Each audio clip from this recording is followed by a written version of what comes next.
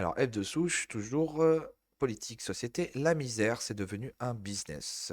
Celle-là, elle est importante, cette nouvelle, parce que ça montre, comme d'habitude, comme toujours et comme on le ressent profondément tous, que la misère des Français qui sont sur notre sol et qui sont là, qu'il y a toujours eu des gens qui sont dans la misère en France, eh bien, sont abandonnés au profit des immigrés, des migrants, des clandestins, voilà. Et donc là, il y a un SDF qui en parle. La misère, c'est devenu un business. Les autres SDF sont considérés comme des chiens, des sous-hommes, alors que ceux qui viennent de l'étranger et ne parlent pas la langue ont des revenus, des logements. Alors c'est un truc de VA.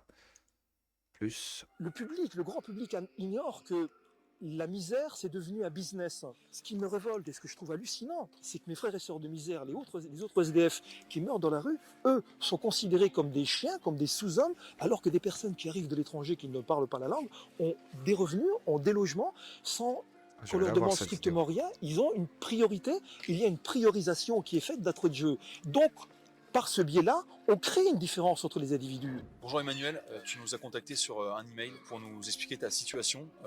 Tu es à la rue depuis 1 an et demi. Alors tu vas nous raconter tout ça, mais déjà, est-ce que tu as eu d'autres réponses? Est-ce que tu as contacté la mairie de l'arrondissement? Tu as contacté d'autres médias, il me semble. Est-ce que tu as eu d'autres réponses? On peut jamais dire qu'on a tout fait, mais j'ai l'impression d'avoir remué la terre entière. J'ai déposé une demande de logement social comme le font tous les SDF.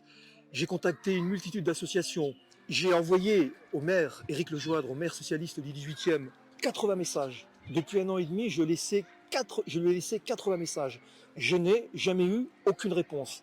Vaguement, de temps en temps, je reçois, parce que j'ai réussi à conserver, merci mon Dieu, c'est la seule chose que j'ai réussi à conserver, Internet et mon portable, un accès Internet sur mon portable, et je reçois dans ma boîte mail un mail, le plus anonyme qui soit, je pourrais te le montrer d'ailleurs, signé la ville de Paris, c'est même pas signé d'une personne. Qui signe un mail la ville de Paris? C'est bien appuyé sur le fait qu'ils n'en ont strictement rien à faire. Parce que si une personne voulait s'engager et me dire oui, je vais t'aider, je vais faire quelque chose pour toi, elle signerait de son nom pour que je puisse la contacter. Non, je reçois des mails signés ville de Paris où on me dit la mairie a bien pris en compte votre demande et va vous contacter.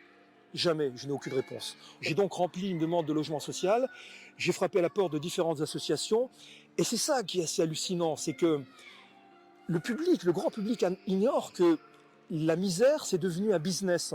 L'État s'est déchargé de l'aide aux miséreux, s'est déchargé de ces SDF, ce qui fait qu'il y a un tas d'associations qui se sont jetées sur ce gros fromage parce qu'elles touchent des deux côtés. Elles touchent des dons privés et elles touchent des subventions de l'État, et tout ça sans aucun contrôle. Mais quand vous appelez ces associations, il y a une expression qui revient à chaque fois, on n'a pas la main. Le logement. Ah non, monsieur, vous cherchez un logement. On n'a pas la main sur le logement. On ne peut pas vous en trouver un. On est désolé, appelle le 115. Ok, j'appelle le 115. Ils ont 10 000 appels par jour. En étant sur Paris, il y a à peu près, je sais pas, quelque chose comme 15 000 ou 20 000 SDF parisiens. Il y a 10 000 appels par jour minimum.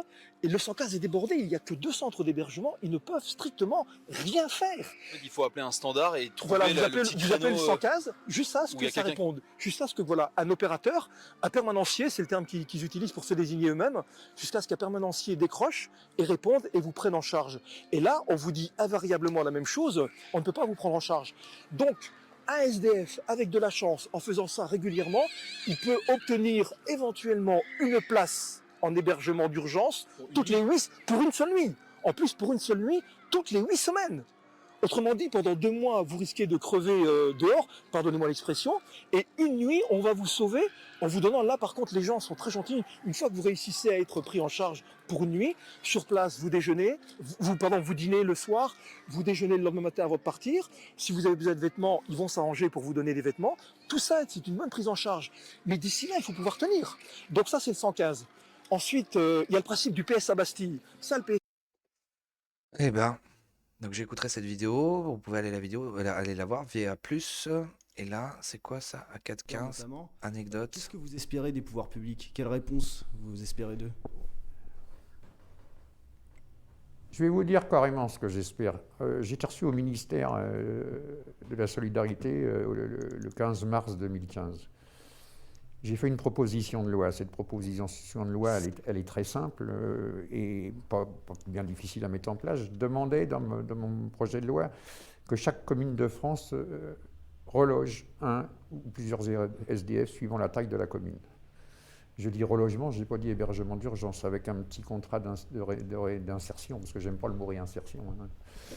Et quelques heures par jour, on m'a dit que c'était pas possible, que les maires joueraient pas le jeu, que c'était très difficile à mettre en place, qu'il faudrait mettre des amendes. Donc, avec des grands sourires, j'ai reçu un refus.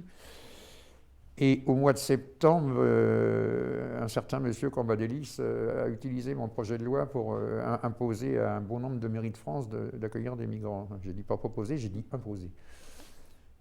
J'estime dans cette affaire que les SDF sont lésés, que l'égalité, le droit à l'existence est bafoué. Et mon projet, c'est de faire passer ce fameux projet de loi qui m'appartient pour les SDF, puisque je pars du principe que si on loge un migrant, on doit loger au moins 2 SDF. Voilà. Donc, mais complètement d'accord en fait. Bon, zéro migrant, zéro clandestin, moi je serais plus pour ça. Sauf si vraiment il y a demande d'asile totalement justifiée. Et donc là, pareil, ça c'est un truc que moi j'ai découvert grâce à KB, parce que c'est pas un truc donc Roblanc, qui est une personne que je vous conseille de suivre. C'est cet organisme très particulier qui s'appelle la CIMAD. Donc les CIMAD, par exemple, c'est tous ceux qui voilà, qui empêchent les OQTF de s'appliquer.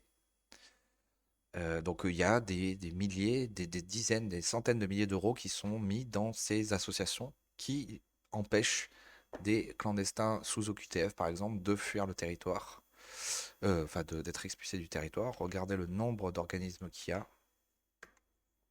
en France. Regardez ça, c'est un truc de fou. Et ça coûte un pognon de dingue, comme on peut le dire souvent. Donc voilà.